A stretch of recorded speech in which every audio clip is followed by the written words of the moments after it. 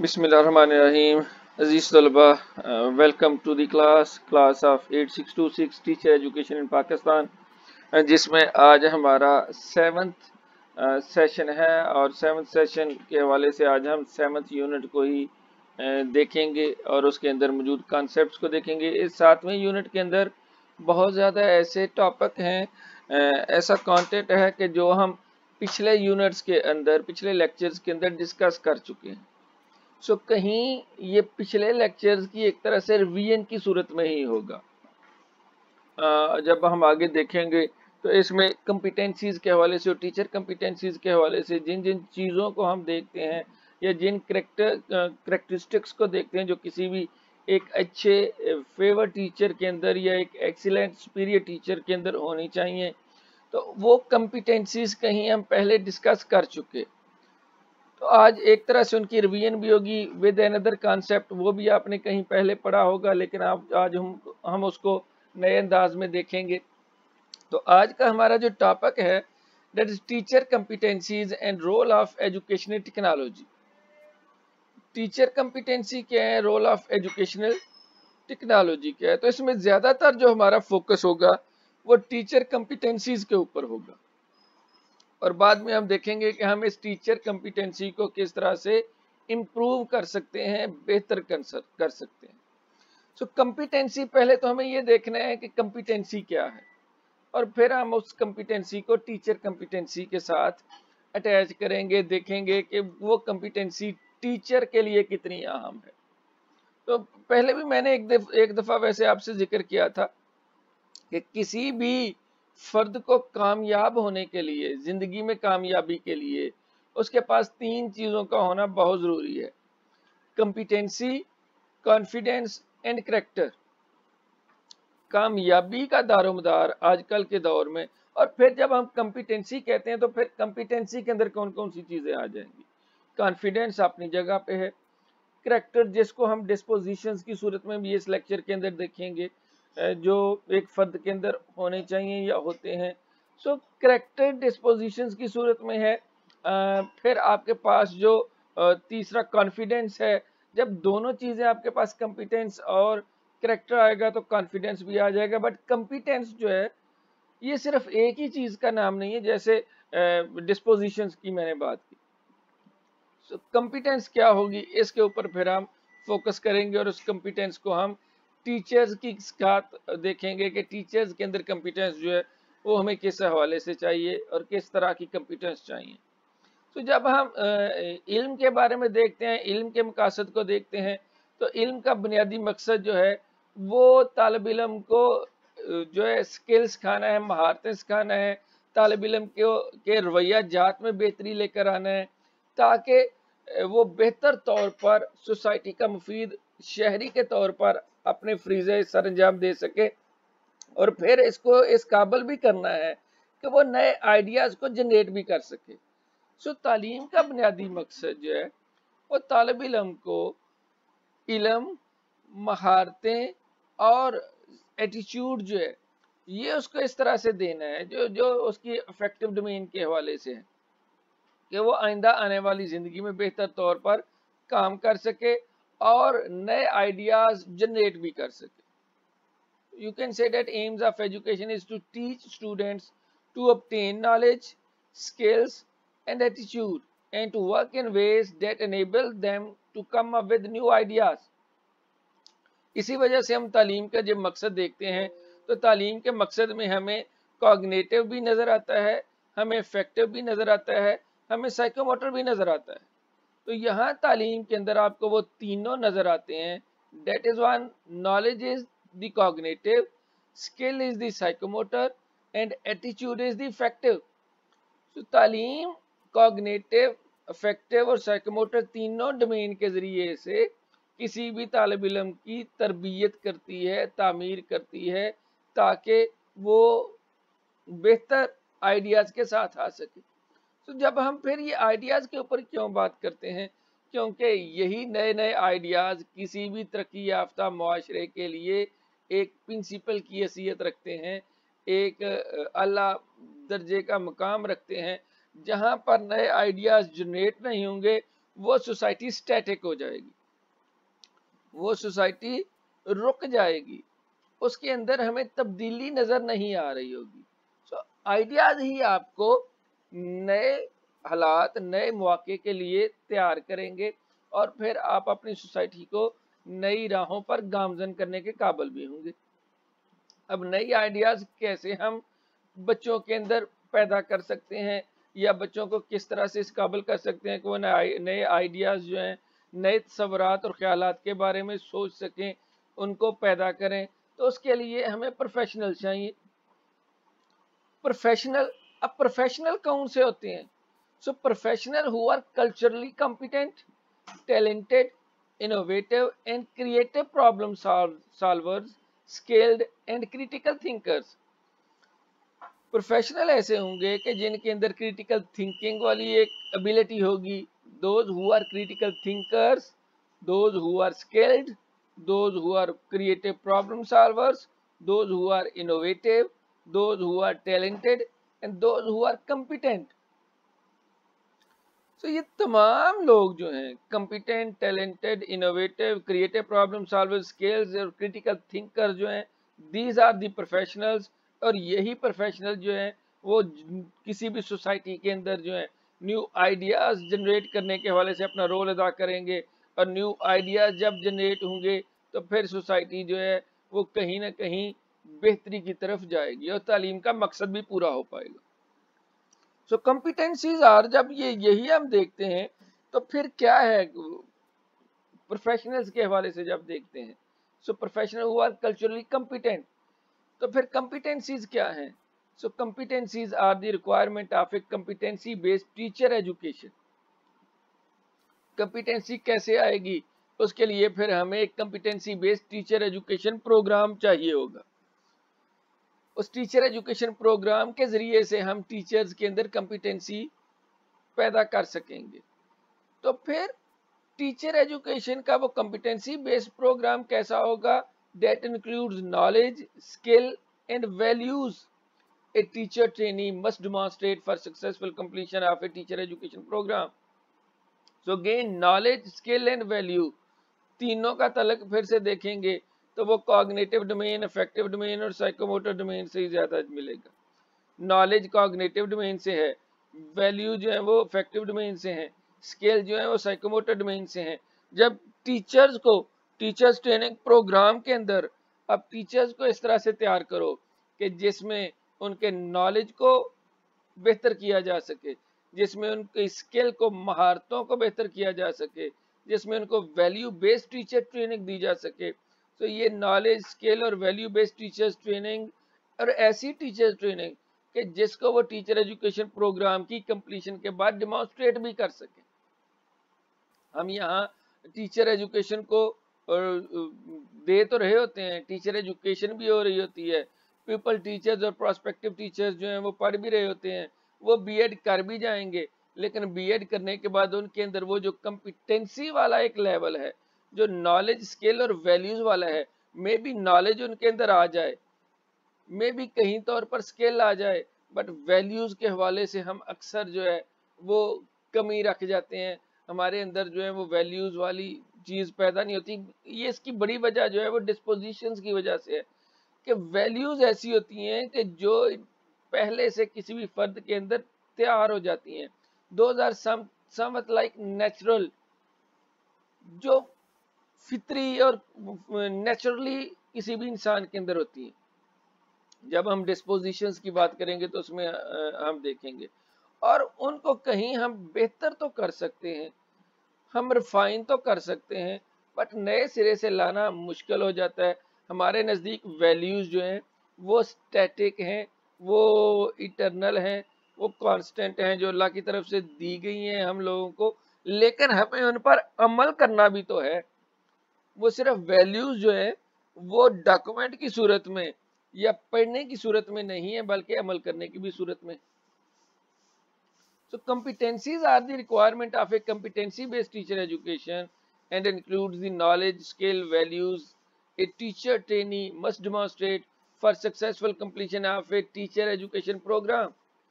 So competency is essential to an educators pursuit of excellence.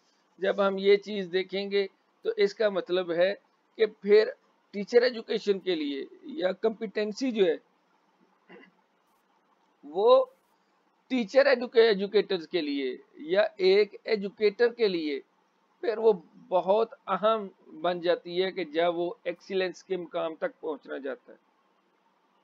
If you want to be a great teacher, if you want to be having an excellence, so excellence वाला मकाम, एक आला और बुलंद पाया मकाम अगर कोई भी टीचर हासिल करना चाहता है, कोई भी एजुकेटर, कोई भी ट्रेनर जो है, सो एजुकेटर को हम ट्रेनर की सूरत में भी कह सकते हैं कि अगर वो ट्रेनर जो है, टीचर एज ए ट्रेनर, आगे जाके उसने बच्चों की ट्रेनिंग करनी है। तो जब भी हम एजुकेशन की वैसे बात करें या जब भी हम बात करें टीचर एजुकेशन की, जब भी हम बात करें एजुकेशन की, तो एजुकेशन आपको तालीम कभी भी अकेला के लिए नहीं मिलेगी, तालीम के साथ आपको ट्रेनिंग लाजमी मिलेगी, तालीम और तरबियत।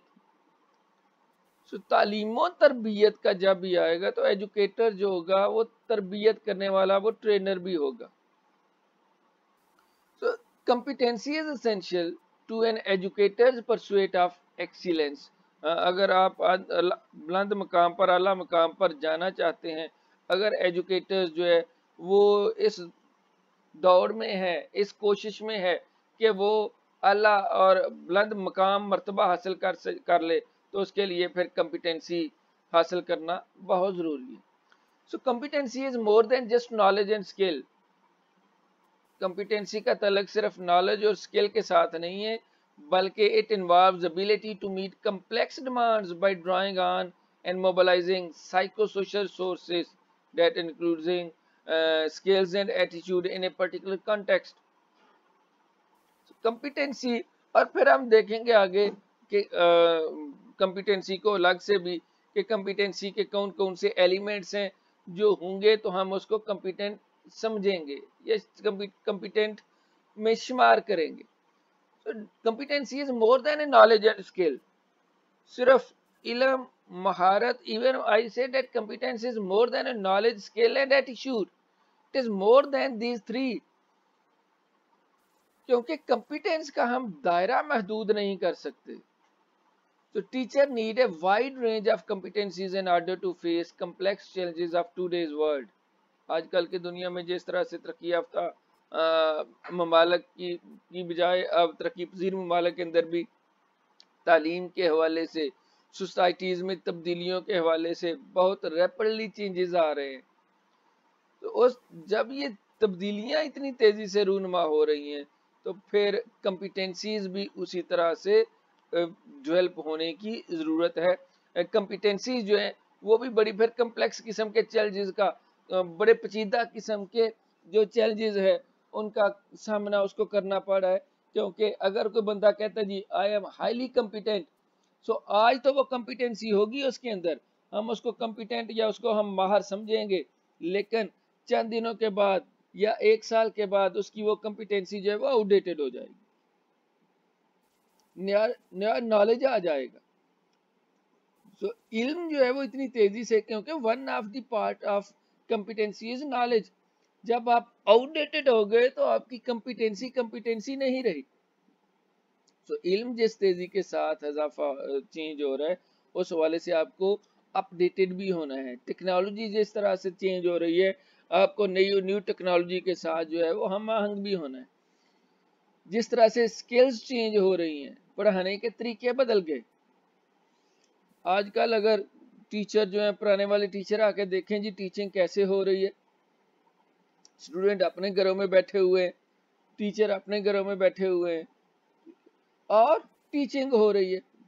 ये सिर्फ आपकी सिस्टम के अंदर नहीं है जो डिस्टेंस एंड नॉन फॉर्मल वाले हैं, बल्कि ये कोविड-19 की वजह से जो फॉर्मल सिस्टम है वो भी इसी तरह से चल रहा है। सो वो टीचर जब आके देखें कि टीचिंग इस तरह से भी हो सकती है तो वो इसको मानने को तैयार ही ना हो। बट ये भी जो सिस्टम है, इस तरह के हालात के लिए इस सिस्टम के साथ हम आहंग होके टीचर को ट्रेनिंग देना, ये उसकी कॉम्पिटेंसी का हिस्सा है। अगर टीचर इस सिस्टम को अडॉप्ट नहीं कर सकता, इसके ज़रिए से नहीं पढ़ा सकता, तो फिर उसकी कम्पिटेंसी के ऊपर हरफ आ जाएगा। तो teaching competency is an inherent element of an effective training process, one that aspires to contribute to the welfare of a particular country or the world itself. So without good competent teachers, even best system of education is found to fail, while with good competent teachers, the defects of the system can largely be overcome. Teachers ही है, competent teachers ही हैं कि जिनकी वजह से आप किसी भी निज़ाम तालीम को बेहतर निज़ाम तालीम के तौर पर पेश कर सकते हो। मैंने पहले भी आपसे जिक्र किया कि किसी भी सिस्टम ऑफ एजुकेशन के लिए जो सबसे पहला पैरामीटर है, that is the quality of teachers. तो अगर आपके पास कॉम्पिटेंट टीचर्स होंगे तो फिर उस सिस्टम के अंदर अगर थोड़ी बहुत खराबियां भी हैं तो हम उन खराबियों को ओवरकम कर लेंगे या वो खराबियां छुपी रहेंगी। अगर अगर कॉम्पिटेंट टीचर्स हैं तो फिर सिस्टम ऑफ एजुकेशन के अंदर अगर थोड़ी बहुत खराबियां हैं, लूप होल्स हैं, तो वो खराबियां, लूप होल्स छुपे रहेंगे। लेकिन अगर कॉम्पिटेंट टीचर्स जो हैं वो नहीं हैं तो फिर सिस्टम ऑफ एजुकेशन को फेल होने से, सिस्टम ऑफ एजुकेशन को कोलैप्स होने से कोई नहीं बचा सकता। So without good competent teacher, even the best system of education is found to fail. Competent teacher नहीं है तो निज़ाम तालीम कितना ही बेहतर क्यों ना हो, that system of education will fail or will be collapsed. Whereas good competent teacher, the defects of the system can largely be overcome. So competent teachers का होना बहुत जरूरी है। competent teachers कौन से होंगे? फिर जिनके अंदर कुछ क्वालिटीज होंगी, और क्वालिटीज किस हवाले से होंगी?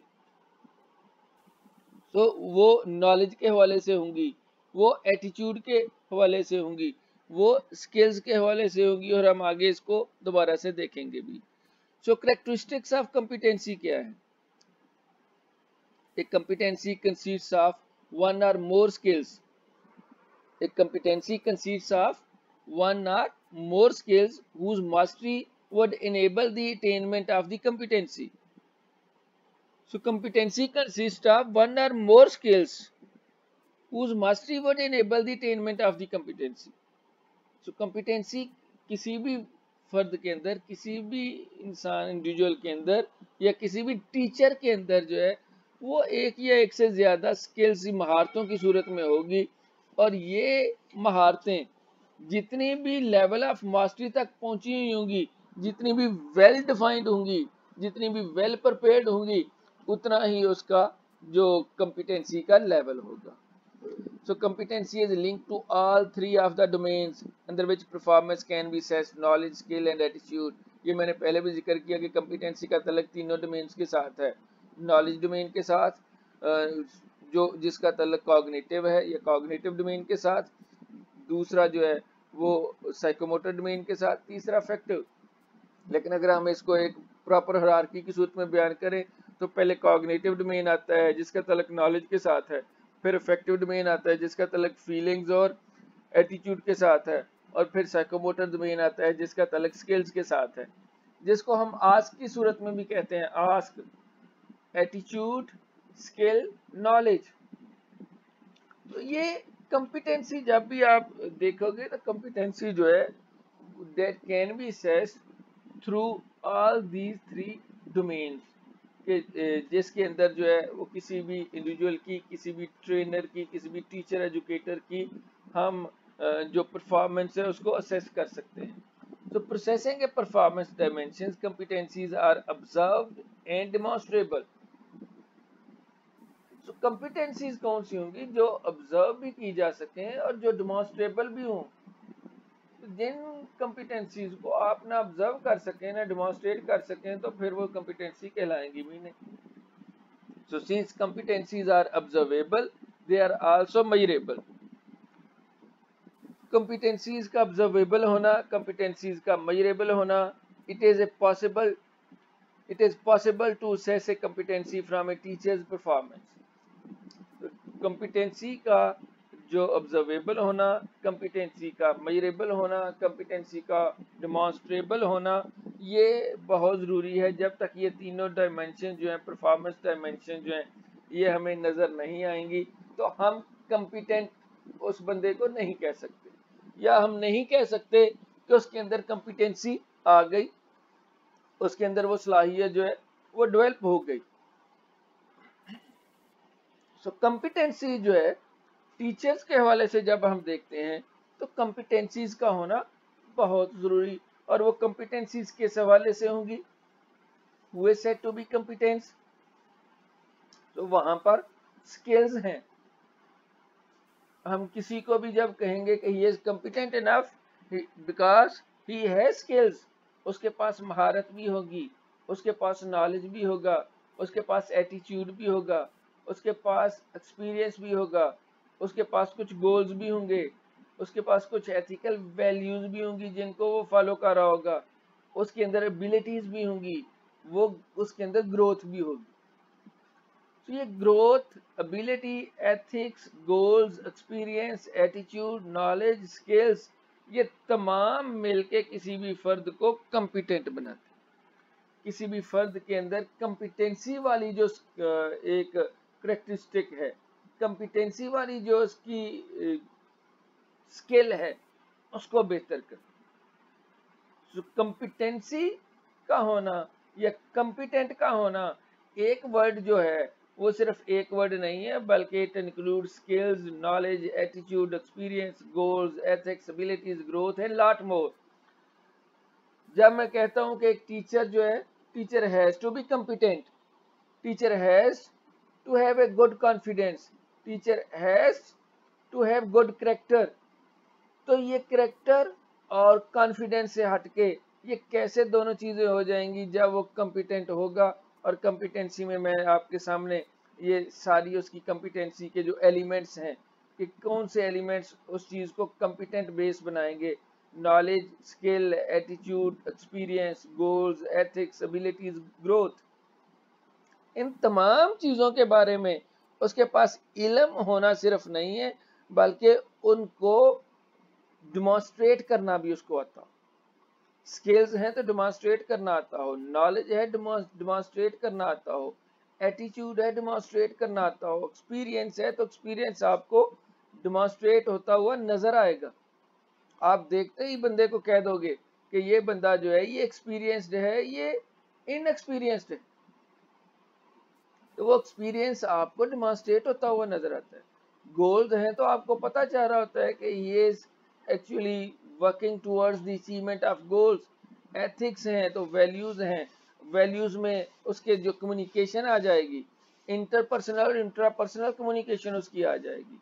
एबिलिटीज हैं तो abilities is the combination of, ability जो है वो किसी भी चीज की वैसे तो हो सकती है, बट किसी भी खास चीज के बारे में जो कॉम्बिनेशन ऑफ कैरेक्टरिस्टिक्स हैं, दैट इज द एबिलिटी। अगर उसकी वो एबिलिटी जो है वो इंटेलेक्चुअल एबिलिटी है तो उसकी इंटेलेक्ट के हवाले से जो उसके अंदर कैरेक्टरिस्टिक्स हैं, स्पिरिचुअल के हवाले से कैरेक्टरिस्टिक्स हैं, मॉरल के हवाले से जो कैरेक्टरिस्टिक्स हैं, तो दैट इज द एबिलिटी। तो हर एक के अंदर वो डेवलप्ड होगा और अपने आप को उन हालात के मुताबिक एडजस्ट कर लेगा। एंड द ग्रोथ, तो ये कंपिटेंसी को जब हम देखते हैं और यही सारी चीजें हम किसी भी टीचर के अंदर डेवलप होते हुए देखेंगे, तो then it becomes a teacher competency. जी, तो फिर हम कंपिटेंसी की जो बात कर रहे थे, टीचर कंपिटेंस मॉडल क्या है? तो टीचर कंपिटेंस मॉडल में जो सबसे पहली बात है, दैट्स करिकुलम। निसाब किसे कहते हैं?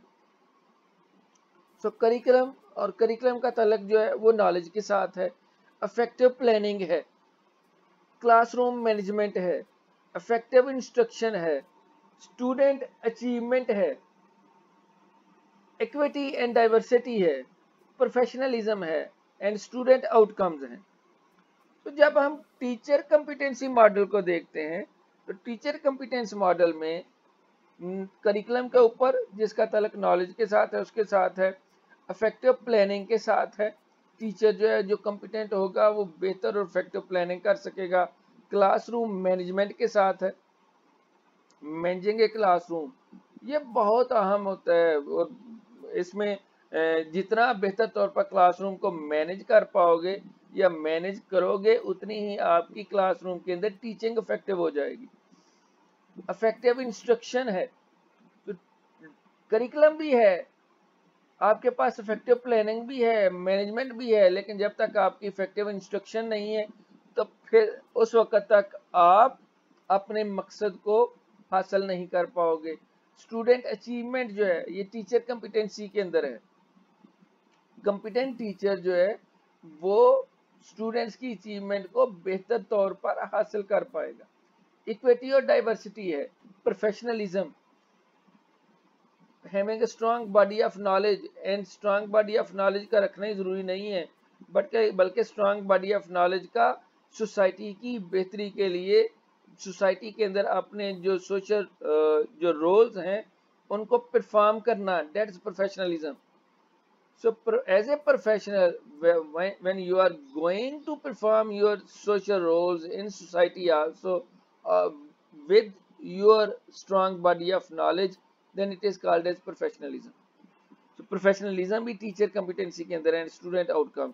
तो ये आपके सामने मैंने एक टीचर competency मॉडल जो है वो पेश किया। और टीचर कॉम्पिटेंसीज को जब हम अपने यहाँ देखते हैं कि हमने टीचर कॉम्पिटेंसीज को किस तरह से असेस किया, हम किस तरह से देख रहे हैं कि हमारे यहाँ टीचर जो है वो कॉम्पिटेंट है और कॉम्पिटेंट इनफ है, तो फिर हमारे यहाँ 2009 के अंदर जो है मिनिस्ट्री ऑफ एजुकेशन ने प्लानिंग विंग के जरिए से, पॉलिसी एंड प्लानिंग विंग के जरिए से 2009 के अंदर यूनेस्को और यूएसएड के तावन से स्टेप के जेर एहतमाम जो है वो national professional standard for teachers दिए। सो स्टेप ये हम पिछले लेक्चर में पढ़ चुके। स्ट्रेंथनिंग टीचर एजुकेशन प्रोग्राम के हवाले से जो एक प्रोजेक्ट था, सो स्ट्रेंथनिंग टीचर एजुकेशन प्रोग्राम के प्रोजेक्ट के तहत जो है यूनेस्को और यूएसए ने 2009 में मिनिस्ट्री ऑफ एजुकेशन के साथ मिलकर पॉलिसी एंड प्लानिंग विंग ने जो national professional standard for teachers पेश किए। तो वो 10 स्टैंडर्ड जो हैं उन्हीं 10 स्टैंडर्ड्स को हम टीचर कॉम्पिटेंसीज के सूरत में देखते हैं। वो जो 10 स्टैंडर्ड्स हैं, those 10 standards are actually based on teacher competencies। उनमें 10 कौन सी बातें हैं कि जिनका ख्याल रखना है। सो पहली जो है that is knowledge of subject matter knowledge। तो सब्जेक्ट मैटर नॉलेज का होना चाहिए। ह्यूमन ग्रोथ एंड डेवलपमेंट का पता होना चाहिए। Islamic ethical values and social life skills का पता होना चाहिए। Knowledge of Islamic ethical values and social life skill. So knowledge of Islamic ethical values and social life skill. Instructional planning और strategies के बारे में जानता हूँ। असेसमेंट कैसे करनी है, लर्निंग एनवायरनमेंट क्या है और उस लर्निंग एनवायरनमेंट के मुताबिक किस तरह से प्लान करना है, किस तरह से आपने बच्चों को आगे लेकर चलना है।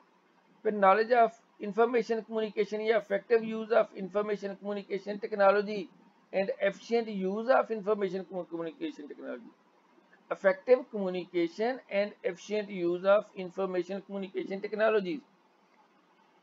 सो इफेक्टिव कम्युनिकेशन का होना भी जरूरी है। Effective communication with efficient use of information communication technologies, that is another area of competence. Then the next one is collaboration and partnership।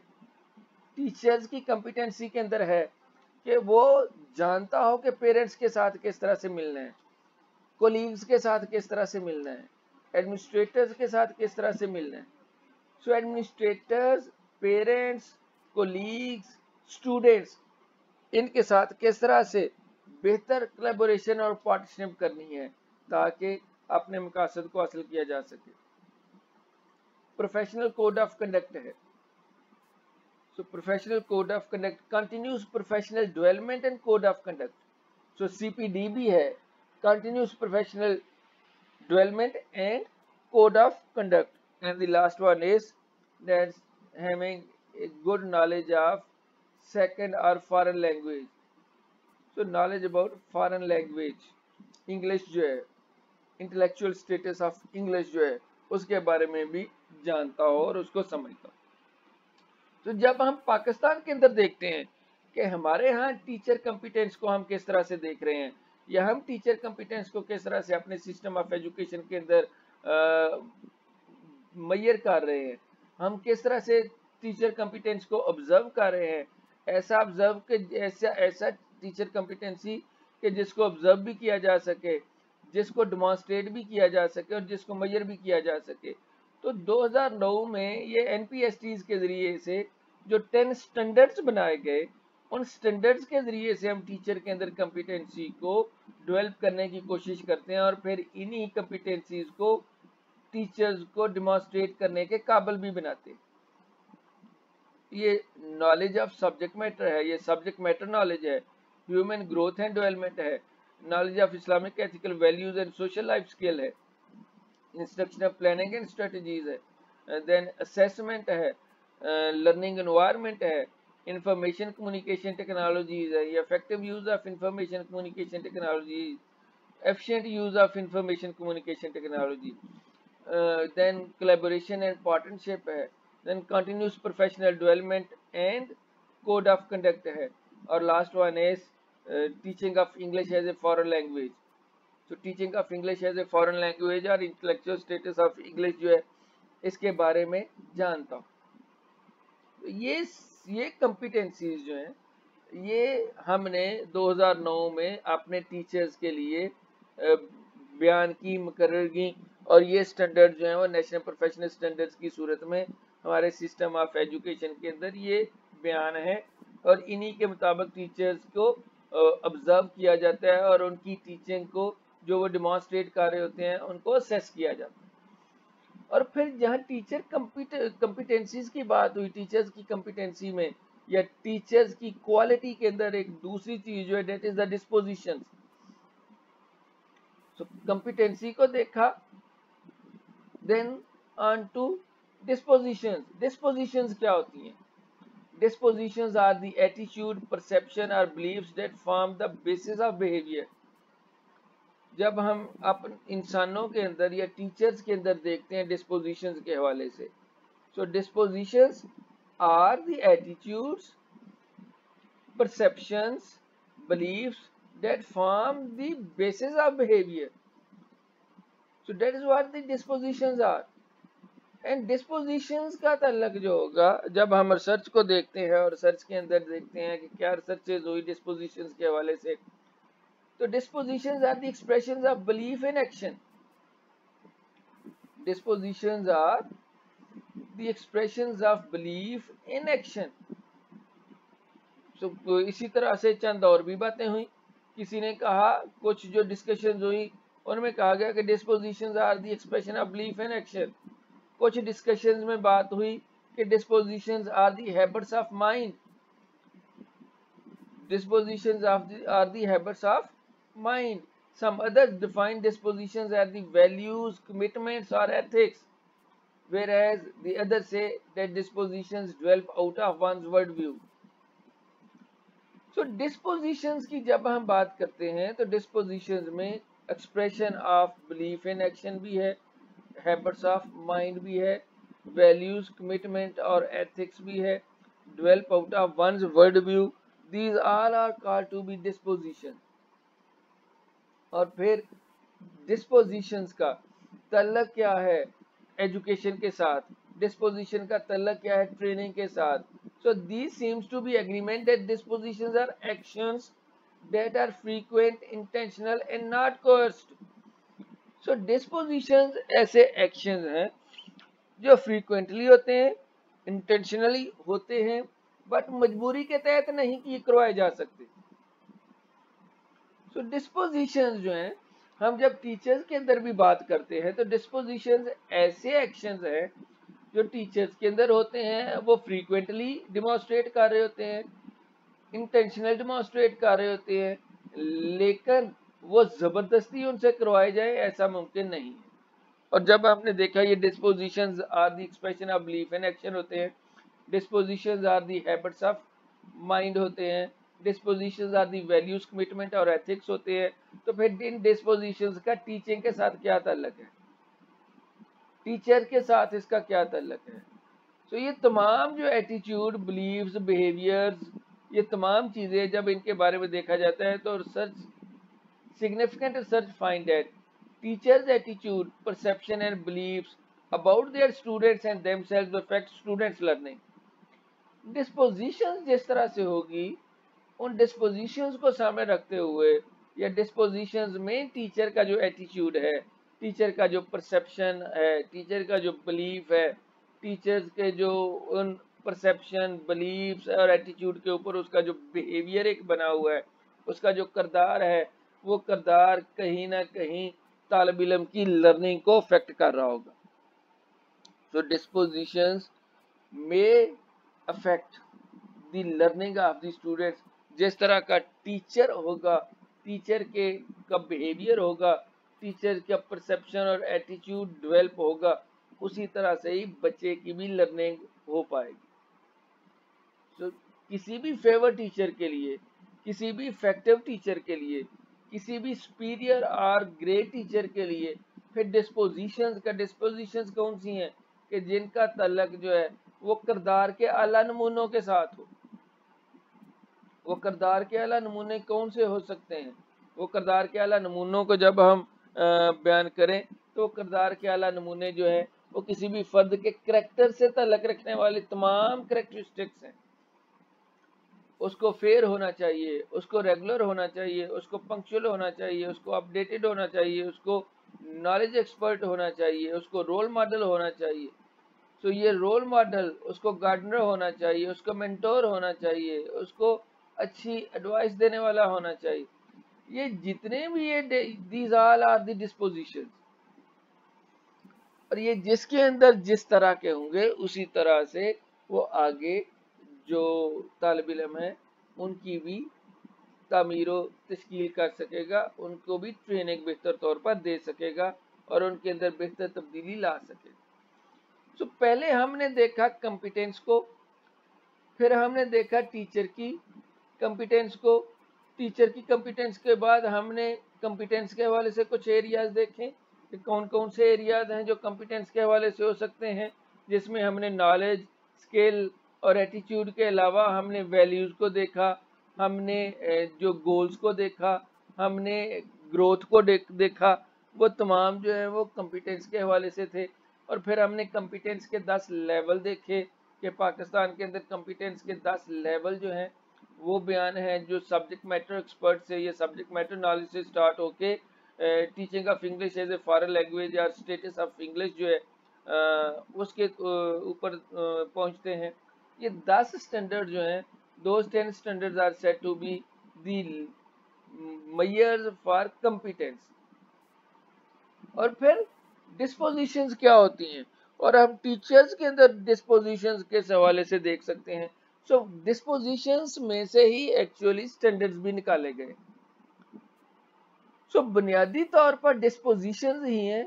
उन्हीं डिस्पोजिशंस में से हमने अपने मुल्क के अंदर जो है वो स्टैंडर्ड फॉर टीचर एजुकेशन जो है वो एक्सट्रैक्ट किए, जिसमें पहला जो डिस्पोजिशंस है that is the delivery of subject matter. वहां हमने कंपिटेंस में देखा सब्जेक्ट मैटर नॉलेज।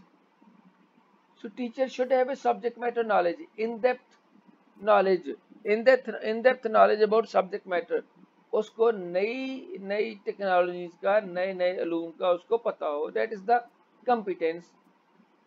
और वही डिस्पोजिशन में जब हम देखते हैं तो डिलीवरिंग सब्जेक्ट मैटर जो है वो भी टीचर को आता हो। How to deliver subject matter के बारे में इल्म रखना ही काफ़ी नहीं है, बल्कि उस इल्म को मुंतकिल करना, इंतकाले ताल्लुम जो है, ये इंतकाले इल्म जो है ये भी बहुत ज़रूरी है। सो टीचर ने ये देख रहा है, ये टीचर के अंदर ये क्वालिटी होनी चाहिए कि इल्म को किस तरह से डिलीवर करना है, नॉलेज को किस तरह से ट्रांसफ़र करना है। तो that is the first disposition जो एक टीचर के अंदर होनी चाहिए। इसी तरह से जो diversity nature of human growth and development है। So diversity nature of human growth and development individual differences के हवाले से। सो इंडिविजुअल डिफरेंसेस किस तरह से है ह्यूमन ग्रोथ और डेवलपमेंट के बारे में टीचर को पता हो। That is another dispositional area. जितनी बच्चे के अंदर जो रूनुमा होने वाली तब्दीलियां हैं उसके बारे में टीचर को इल्म होगा, टीचर उसी तरह से बेहतर तौर पर अपने लिए प्लान भी कर पाएगा, अपने लिए भी और बच्चों के लिए भी। सो दोनों के लिए प्लान करना जो है ये बहुत अहम है। So planning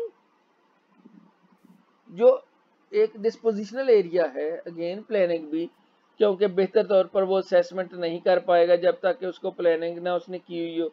so human growth और डेवलपमेंट की जो डाइवर्सिटी है, जो उनके अंदर इंडिविजुअल डिफरेंसेस है, उसके बारे में भी जानता हो। इस्लामिक एथिकल वैल्यूज है, knowledge of Islamic ethical values and social life skills. So तालीम के बुनियादी तस्वुरात के बारे में वो जानता हो।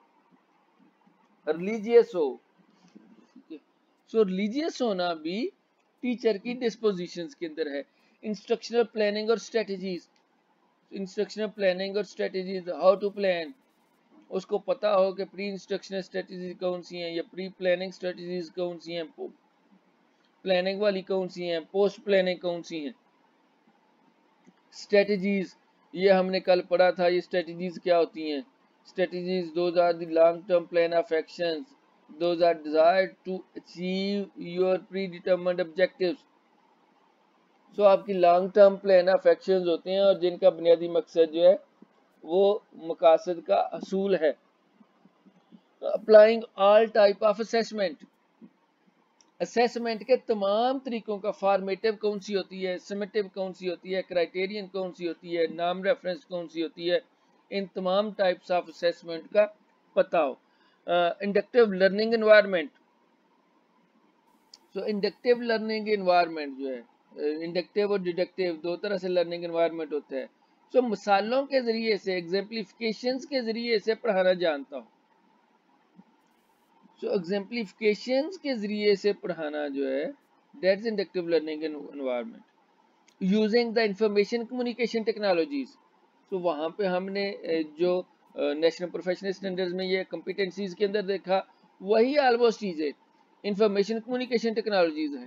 कोलैबोरेशन एंड पार्टनरशिप है, CPD and professional code of conduct है, continuous professional development and code of conduct and teaching of English. तो ऑलमोस्ट जब हम टीचर डिस्पोजिशंस को देखते हैं जो कि यहाँ 8626 की बुक के अंदर दिया हुआ है, तो वहां पर टीचर्स की डिस्पोजिशंस को उसी तरह से बयान किया हुआ है जिस तरह से टीचर की कंपिटेंस को बयान किया हुआ है। सो कंपिटेंस ऑफ टीचर और डिस्पोजिशंस ऑफ टीचर, दोनों को एक ही हेडिंग्स के तहत जो है वहाँ हेडिंग्स भी अलग अलग हैं, कंटेंट भी अलग अलग हैं, बट उनके अंदर जो फर्दर आगे सब हेडिंग्स हैं, these are the same with some modification of words और रीअरेंजिंग ऑफ वर्ड्स। वहाँ सब्जेक्ट मैटर नॉलेज है या नॉलेज ऑफ सब्जेक्ट मैटर है या डिलीवरी ऑफ सब्जेक्ट मैटर है। वहाँ human growth and development, knowledge about human growth and development है, यहाँ भी वही है, the knowledge about the diversity nature of human growth and development.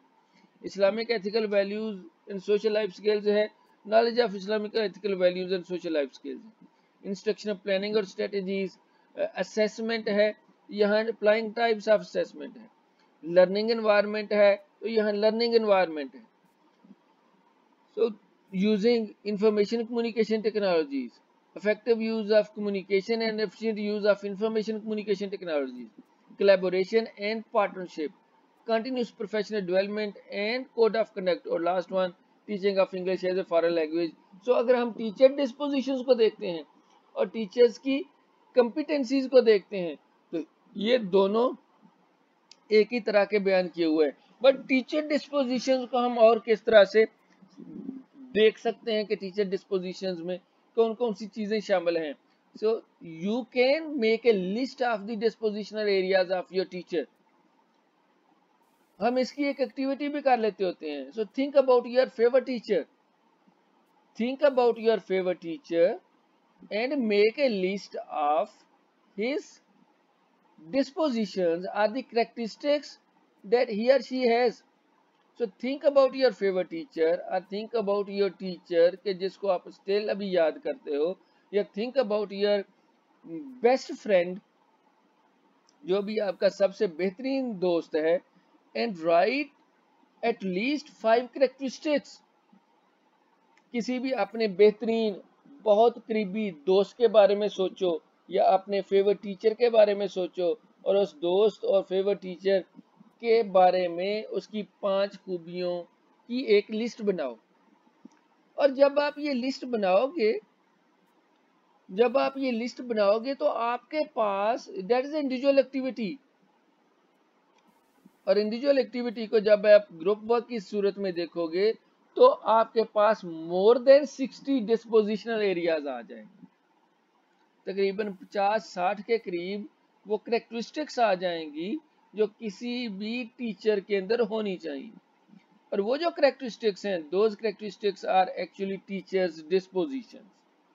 वो तमाम की तमाम खूबियां हम टीचर के अंदर देखना चाहते हैं, क्योंकि हम टीचर को रोल मॉडल कहते हैं, टीचर को हम स्पिरिचुअल लीडर कहते हैं, टीचर को हम गार्डनर कहते हैं, तो टीचर के अंदर टीचर को हम मेंटोर कहते हैं। ये तमाम खूबियां जो है वो टीचर के साथ अगर अटैच करते हैं तो फिर टीचर के अंदर वो खूबियां पैदा भी होनी चाहिए। यहाँ हमने सिर्फ 10 के बारे में बात की है जो एक टीचर के अंदर होनी चाहिए, जिनको हम टीचर डिस्पोजिशंस की सूरत में देख रहे हैं। और यही 10 जो खूबियां हैं ये हमें जो टीचर्स की कॉम्पिटेंस के अंदर नजर आती है, और वही हमें 10 खूबियां टीचर्स की टीचिंग स्किल के अंदर भी नजर आती है। सो चाहे टीचर्स की कॉम्पिटेंसीज हैं, या चाहे टीचर्स की डिस्पोजिशंस हैं, या टीचर्स की टीचिंग स्किल हैं, उनके अंदर यही आपको बार बार 10 की 10 रिपीट होती हुई नजर आएंगी, और सेम वर्ड्स के साथ ही रिपीट होती हुई नजर आएंगी। अगर हम टीचिंग स्किल्स को देख रहे हैं तो टीचिंग स्किल्स के अंदर वही स्किल्स यहाँ आपके सामने जो बयान हुई हैं। एक्सप्लेनिंग सब्जेक्ट मैटर है, so knowledge of subject matter था, टीचिंग ऑफ सब्जेक्ट मैटर था, एक्सप्लेनिंग ऑफ सब्जेक्ट मैटर आ गया टीचिंग स्किल्स के अंदर। So explaining the subject matter, that is the first teaching skill. Promoting cognitive development is second teaching skill. Practising Islamic ethical values जो है third teaching skill. Activity based instructional planning and strategies, assessment, inducing learning environment, using the information communication technologies, effective collaboration, enhanced professional development and teaching of English. So ये तीनों को, चाहे teaching skills के बारे में जिक्र हो रहा हो, चाहे टीचिंग डिस्पोजिशंस के हवाले से जिक्र हो रहा हो, चाहे टीचर्स की कॉम्पिटेंसी के बारे में जिक्र हो रहा हो, हमारे पास वही 10 स्टैंडर्ड्स हैं जहाँ से हमने इन चीज़ों को again and again and again extract किया है और हम इसके ऊपर बात करते हैं। सो इसके ऊपर हम पहले भी चूंकि बात कर चुके, जो हमारा पिछला सेशन था जिसमें हमने national professional standard for teachers के हवाले से बात की, वहाँ पे हम इसको डिटेल में बात कर चुके। अब ये टीचिंग स्किल जो है इनको हम किस तरह से इम्प्रूव कर सकते हैं। सो इसको इम्प्रूव करने के हवाले से वही है concept of micro teaching. Micro teaching क्या है? So micro teaching is a teachers training technique which helps the teacher trainee to master the teaching skill। हमने टीचिंग स्किल तो देखा, लेकिन उन टीचिंग स्किल्स के ऊपर कैसे हम मास्टरी हासिल कर सकते हैं, how we can master a single teaching skill. तो उसके लिए फिर जो एक टेक्निक इस्तेमाल करते हैं, the technique through which a teacher trainee becomes a master in that teaching skill, तो उस टेक्निक को हम माइक्रो टीचिंग कहते हैं। Micro teaching is a teacher education technique which allows teachers to apply clearly defined teaching skills to carefully prepared lessons in a planned series of 5 to 10 minutes, encounter with a small group of real students, often with an opportunity to observe the result on videotape।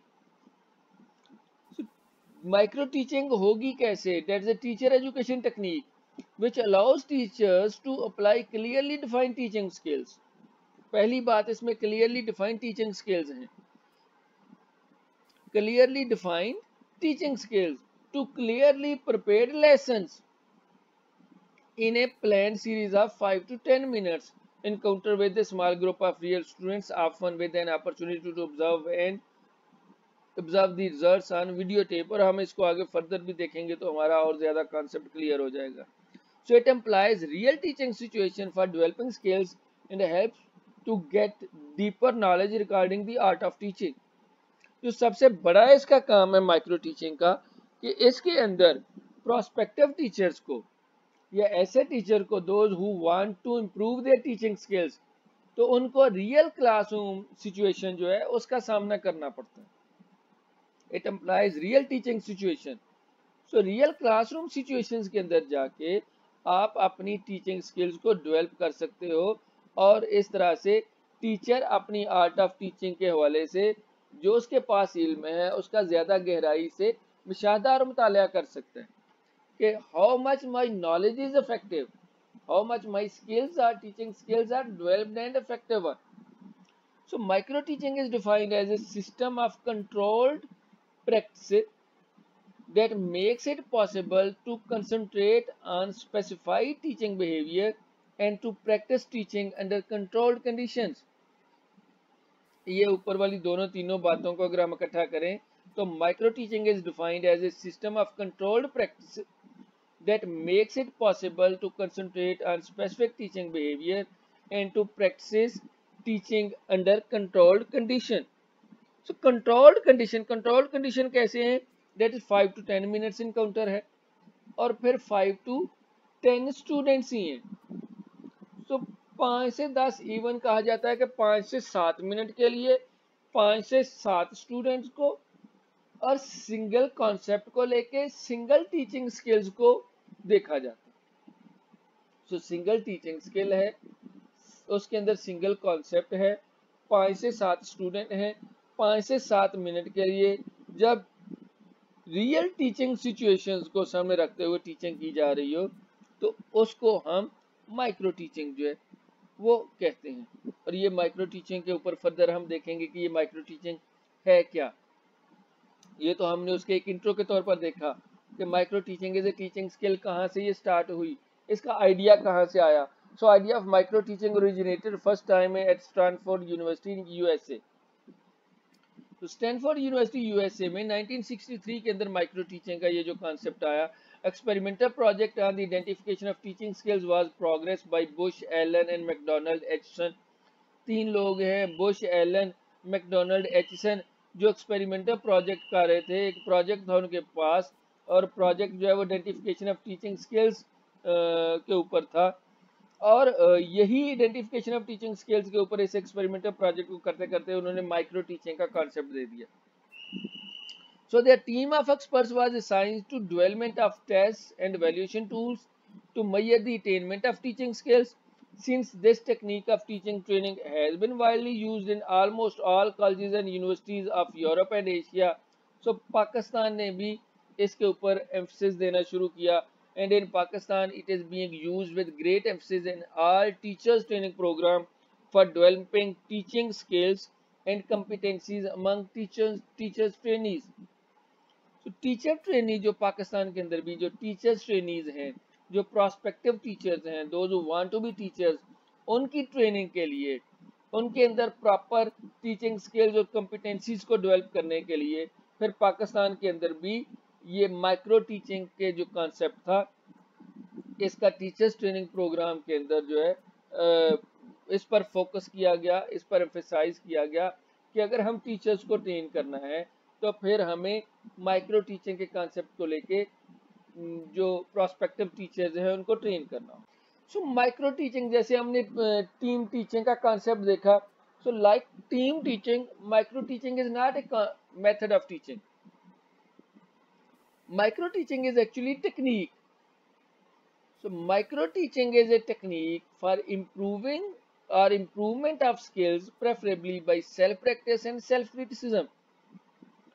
Micro teaching method नहीं है, बल्कि micro teaching is a technique which is used for improvement of skills, preferably by self practice and self criticism.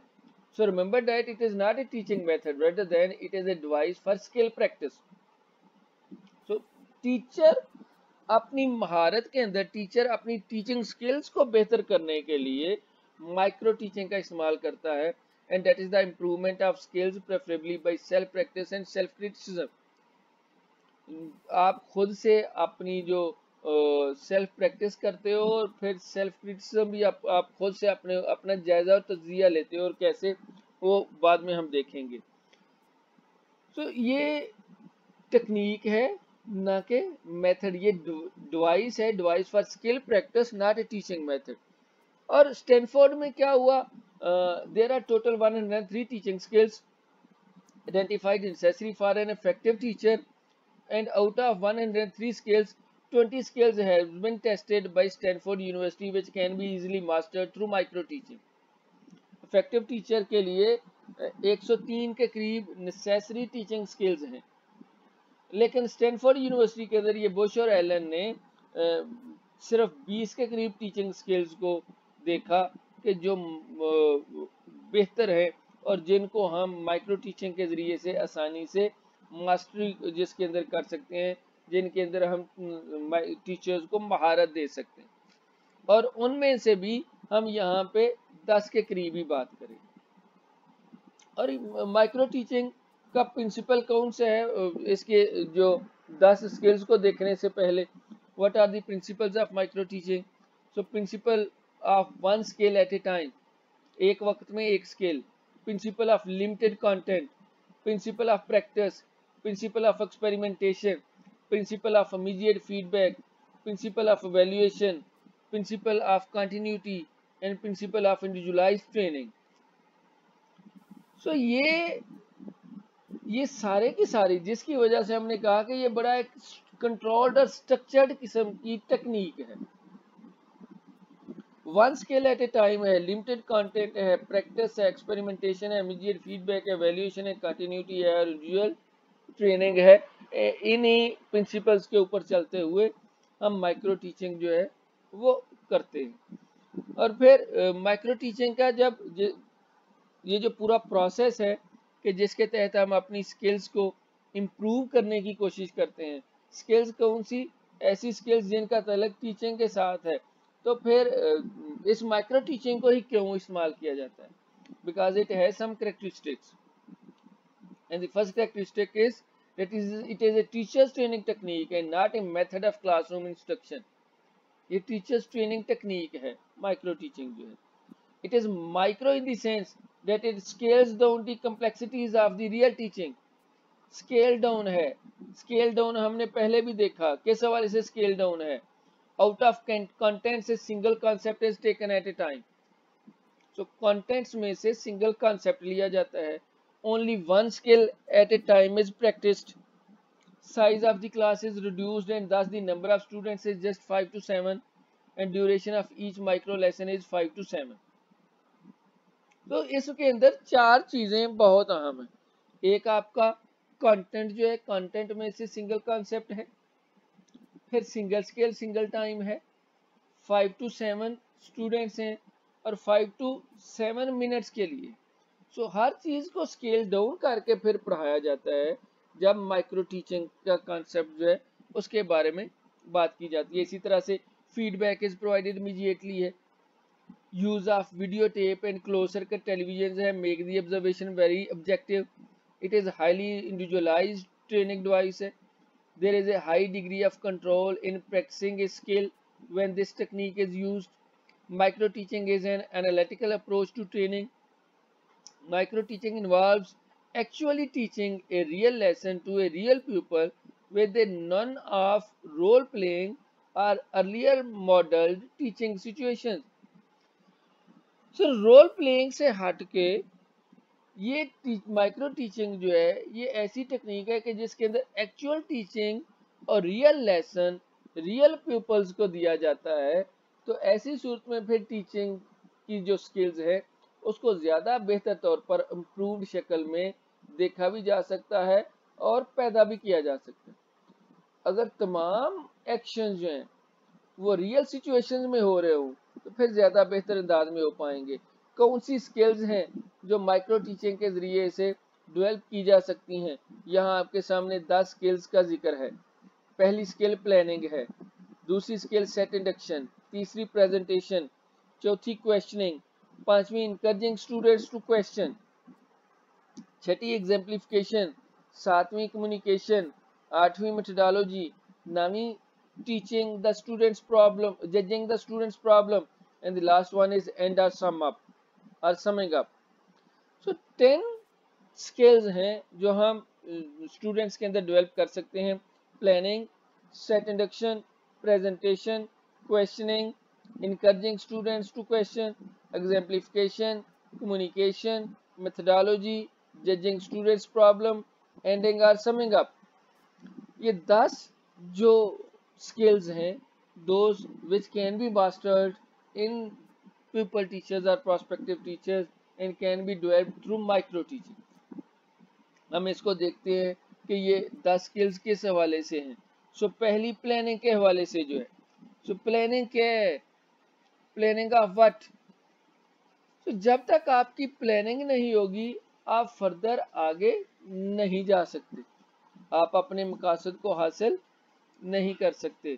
So planning is the first and far most important skills in a teaching. 10 skills में से जो पहली skill है that is planning. So planning किस हवाले से है, so objective versus content है। सो ऑब्जेक्टिव वर्सेस कंटेंट, आपको कंटेंट को सामने रखते हुए प्लान करना है। Outlining from A to G, possible bottlenecks जो हैं, जो भी उसमें कमियां हैं, जो भी उसमें ज्यादतियां हैं, वो कमी ज्यादती को देखते हुए एक्सपेक्टेड क्वेश्चंस कौन से हैं। Time budget versus content, method of attack, methodology, procedure of, ये सारा कुछ, ये जितनी भी चीजें हैं ये सारी चीजें आपने प्लानिंग के अंदर डिसाइड करनी है। ऑब्जेक्टिव्स, टाइम जो है, सोर्सेज आपको गैदर करने हैं, आउटलाइन करना है, पॉसिबल बॉटलनेक्स देखने हैं, एक्सपेक्टेड क्वेश्चन सोचने हैं, टाइम बजट, टाइम मैनेजमेंट को देखना है, फिर मेथड ऑफ जो डिलीवरी है, मेथोडोलॉजी, अचीवमेंट ऑफ ऑब्जेक्टिव्स है, एवेल्यूएशन है, ये सारी चीजें आपकी चेक होंगी प्लानिंग के अंदर। सेट इंडक्शन, सेट इंडक्शन का तलब है how you are going to start your lesson. आपने स्टार्ट पर लेसन कैसे स्टार्ट करना है, सेट इंडक्शन के साथ है। आपका मेथड ऑफ टीचिंग कौन सा होगा, आप किस तरह से मोटिवेशन डेवलप कर पाओगे। So how to start, learning readiness कैसे होगी, मोटिवेशन कैसे होगी, नाउन टू अननाउन कैसे जाओगे, इजी टू डिफिकल्ट है, रिपोर्ट कैसे होगी, क्वेश्चनिंग कैसे होगी, एक्टिविटीज बाय स्टूडेंट टीचर कौन सी होगी, इंसिडेंट्स हैं, स्टोरीज हैं, इवेंट्स हैं, इनको लेके आप कैसे लेसन को स्टार्ट करोगे। या हाउ टू स्टार्ट में आप इंसिडेंट्स, स्टोरीज और इवेंट्स को बयान कर सकते हो। इंसिडेंट्स में आप सेट इंडक्शन में क्वेश्चन कर सकते हो, सेट इंडक्शन में आप लर्निंग रेडीनेस जो है ये पैदा करोगे। तो ये सारी चीजें बुनियादी तौर पर how you are going to start, इसका तल्लुक जो है वो सेट इंडक्शन के साथ है। प्रेजेंटेशन जो है क्लियर कॉन्सेप्ट के साथ हो, सिक्वेंशली ऑर्गेनाइज्ड हो, एग्जाम्प्लिफिकेशन के साथ हो, लिंकेज हो पूरी प्रेजेंटेशन के अंदर, स्टूडेंट्स पार्टिसिपेशन हो, एक्टिविटीज हो, नॉलेज एंड अंडरस्टैंडिंग हो, और लॉजिकल पॉजिटिविज्म। तो ये तमाम चीजें जो हैं ये प्रेजेंटेशन के अंदर होनी चाहिए। फिर क्वेश्चनिंग क्या है, float the question over the head of all participants, give time to think, give option for answering, correct the answer if wrong and be polite. फौरन से जो आपने लेना, क्वेश्चन फ्लोट करें और फिर गिव टाइम टू थिंक, तो ये एक स्किल है। Then encouraging the students to question, so students को इनकरेज करना, इंक्वायरी अप्रोच, कंट्रोवर्सीज के जरिए से। सो इंक्वायरी अप्रोच अख्तियार करें, कंट्रोवर्सीज के जरिए से encourage students to question, brainstorming के जरिए से, प्रोबिंग के जरिए से, अप्रिशिएटिंग दी क्वेश्चन। सो कई तरीकों से आप क्वेश्चंस करने वाली जो सलाहियत है या क्वेश्चनिंग करने वाली जो एबिलिटी है उसको प्रमोट कर सकते हो, डेवलप कर सकते हो। पांचवी स्किल है दैट इज एग्जाम्प्लिफिकेशन। सो एग्जाम्प्लिफिकेशन किस तरह से होगी, सब्जेक्ट ओरिएंटेड हो, एनवायरनमेंट ओरिएंटेड हो, प्रॉब्लम सॉल्वर हो, रेलेवेंस हो, वैलिड एग्जांपल्स हो। तो माइक्रो टीचिंग के जरिए से आप एग्जाम्प्लिफिकेशन जो है उसको आप बेहतर कर सकते हैं, एग्जाम्प्लिफिकेशन वाली स्किल जो है उसको डेवलप कर सकते हो। आप सबक की तदरीस के दौरान किस तरह से एग्जाम्पल्स दे सकते हैं। Then on to communication, communication किस तरह से होनी चाहिए, कम्युनिकेशन के लिए कौन से आपको स्किल्स के अंदर कौन कौन से एरियाज को डेवलप करना है। So pitch of the voice, communication के अंदर पिच ऑफ द वॉइस है, पॉजेज आपने देनी है, स्पीड है, लिंकेज है, रेफरेंस टू कॉन्टेक्स्ट है, रेफरेंस टू कॉन्टेक्स्ट, फिर level of students, fatigue and boredom, non verbal communication का होना बहुत जरूरी है, फटीग और बोर्डम से बचना है किसी तरीके से, और आपकी जो कम्युनिकेशन है इस अंदाज में हो जो वर्बल और नॉन वर्बल दोनों सूरत में हो, ह्यूमर उसके अंदर हो, प्रोनाउंसिएशन जो है वो बेहतर अंदाज में हो। ये छठी जो स्किल थी, हम इन चीज़ों को इम्प्रूव कर सकते हैं थ्रू माइक्रो टीचिंग। मेथडोलॉजी के ऊपर हम बात कर रहे थे कि मेथड ऑफ टीचिंग जो है वो कौन सा अख्तियार करना है। सो लेक्चर मेथड है, डिमॉन्स्ट्रेशन मेथड है, डिस्कवरी मेथड है, लेबोरेटरी है, प्रैक्टिकल है, एक्टिविटीज़ हैं, कंप्यूटर है, CAI जो है, डिस्कशंस हैं, इंडक्शन है, ये इंडक्टिव है, डिडक्टिव है, मास्टरी लर्निंग है, पीयर टीचिंग है, पार्टिसिपेटरी लर्निंग है, इंक्वायरी अप्रोच है, प्रॉब्लम सॉल्विंग है, सेमिनार्स हैं, किस तरीके से आपने पढ़ाना है, कौन सा मेथड इख्तियार करना है। इन तमाम मेथड्स के अंदर आप अपनी इम्प्रूवमेंट ला सकते हो यूजिंग ऑफ दोज मेथड्स। तो ये भी एक स्किल है, skill of using proper methodology. फिर जजिंग स्टूडेंट्स प्रॉब्लम, क्लासरूम के अंदर स्टूडेंट्स को जिन मसाइल का सामना हो रहा है उन मसाइल को आप किस तरह से बेहतर तौर पर जज कर सकते हो। सो जजिंग द स्टूडेंट्स प्रॉब्लम जो है दैट इज अनदर स्किल कि जो माइक्रो टीचिंग के जरिए से इम्प्रूव की जा सकती है। और वो स्किल जो है कौन किस तरह से है, कौन कौन सी हम चीज़ों को जज कर सकते हैं।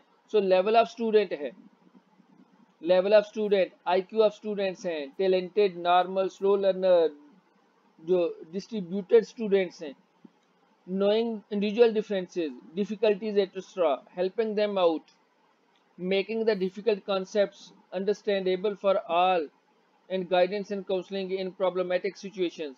तो ये जजिंग द स्टूडेंट्स प्रॉब्लम्स के अंदर जो स्किल्स हैं जिनको हम फर्दर इम्प्रूव कर सकते हैं। And last one is ending और समिंग अप, जहां पर आपका सेट एंड एक्शन था, जो स्टार्ट ऑफ द लेसन जो है वो बहुत अहम था। स्टार्ट ऑफ द लेसन को किस तरह से आपने, how you are going to start, वहीं पर ही आपका एंडिंग मैसेज जो है या एंडिंग सेशन जो है वो इम्पोर्टेंट है। तो summary of 2 minutes in the form of message of presentation. तो समराइज आपने करना है पूरे लेसन को। Students usually remember it for a long time, this may be in the form of 1 or 2 main points, evaluate your teaching by 1 or 2 simple questions of the lesson, and application should be the focal point of the end message. तो सबक का जैसे आगाज बहुत अहम है उसी तरह से सबक का इख्तिताम भी बहुत अहम है, और सबक को आपने किसी एंड मैसेज के तहत, और एंड मैसेज में जैसे हम मोस्टली रिकैप करते हैं, रिकैप में आप अपने पढ़ाए गए सबक को मुख्तसर अंदाज में दोहरा देते हैं। तो आज का हमारा जो टॉपिक था वो टीचर कॉम्पिटेंसीज के हवाले से था, और हमने टीचर कॉम्पिटेंसीज में पहले देखा कि कॉम्पिटेंसी हम किसे कहते हैं, और वही कॉम्पिटेंसी जो है उसको टीचर कॉम्पिटेंसी की सूरत में हम किस तरह से देख सकते हैं, क्योंकि कॉम्पिटेंसी ही एक ऐसी चीज है, कॉम्पिटेंसी जब तक नहीं होगी या टीचर्स के अंदर कॉम्पिटेंसी जब तक नहीं होगी, तो चाहे तो कितना ही well developed system of education हो, उस डेवलप्ड सिस्टम ऑफ एजुकेशन को कोलैप्स होने से कोई नहीं बचा सकता। और अगर टीचर्स जो हैं वो कॉम्पिटेंट होंगे या टीचर्स के अंदर कॉम्पिटेंसी होगी, तो फिर किसी भी सिस्टम के अंदर कोई लूप होल्स भी होंगे तो वो लूप होल्स भी छुपे रह जाएंगे। तो हमने पहले कॉम्पिटेंसी और टीचर कॉम्पिटेंसी को देखा, और ट्रेनिंग के हवाले से टीचर कॉम्पिटेंसी को देखा। फिर हमने टीचिंग डिस्पोजिशंस देखे कि कौन सी डिस्पोजिशनल एरियाज हैं जिनके अंदर टीचर्स को ट्रेंड होना चाहिए या स्किलफुल होना चाहिए।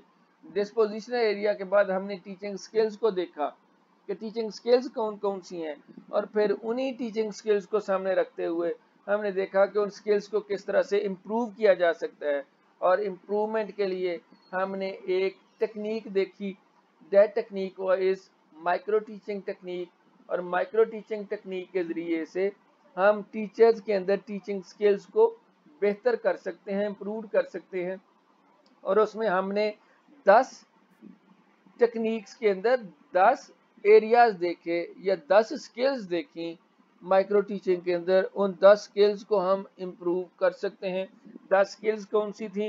That skill was planning, set induction, presentation, questioning, encouraging students to question, exemplification, communication, methodology, judging the students' problems, and then ending or summing up.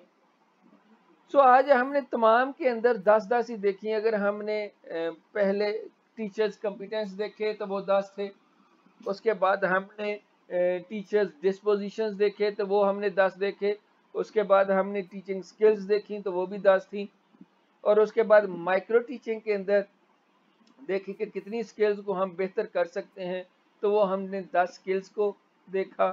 So that was today's session. Thank you. अगर आपने कोई सवाल करना है तो आप कर सकती हैं।